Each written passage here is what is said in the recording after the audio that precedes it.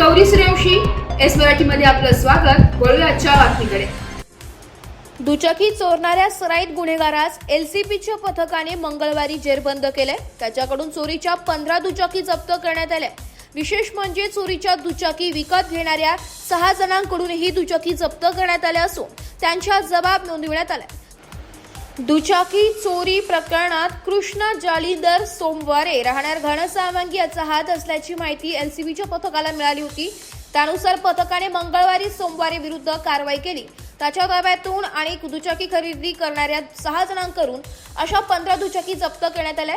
संबंधित आरोपीने मंठा, अंबड, मत्सोदरी देवी मंदिर, घाटी दवाखाना, छत्रपती संभाजीनगर, एमआयडीसी, पैठण येथील नाथ मंदिर आदी भागातून दुचाकी चोरी केल्याची त्याने कबुली दिली आहे। संबंधित दुचाकी आणि आरोपीस कदीम पोलिसांच्या ताब्यात देण्यात आल्याचं सांगण्यात आलंय। ही कारवाई पोलीस अधीक्षक अजय कुमार बन्सल, अप्पर पोलीस अधीक्षक आयुष नोपाणी यांच्या मार्गदर्शनाखाली पोलीस निरीक्षक पंकज जाधव, सहाय्यक पोलीस निरीक्षक योगेश बाळे, पोलीस उपनिरीक्षक राजेंद्र वाघ, पोलीस उपनिरीक्षक रामप्रसाद पभरे, हवालदार प्रभाकर वाघ, लक्ष्मीकांत आडेप, गोपाल गोशिक, प्रशांत लोखंडे, संदीप चिंचोले, जगदीश बावणे, कैलास खारडे, विजय डिक्कर, रुस्तम जयवाळ, सागर वाविस्कर, संभाजी तनपुरे, देविदास भोजने, सतीश श्रीवास, आक्रूर धांडगे, कैलास चेके, धीरज भोसले, भागवत खरात, योगेश सहाने, सोपान क्षीरसागर, रमेश काळे, किशोर पुंगळे यांच्या पथकाने केली आहे। एस मराठी न्यूज साठी प्रतिनिधी अमोल शिंदे, भोकरदन।